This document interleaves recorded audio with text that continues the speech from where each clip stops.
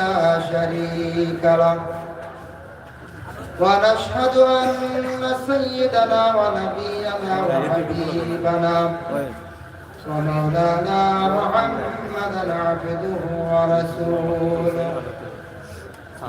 الذي أرسله بالحق بشيرا ونذيرا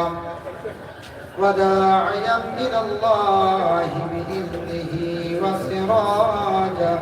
منيرا أما بعد فأعوذ بالله من الشيطان الرجيم بسم الله الرحمن الرحيم ويل للمطففين الذين إذا اكتالوا على الناس يستوفون وقال في آية أخرى يا أيها الذين آمنوا اتقوا الله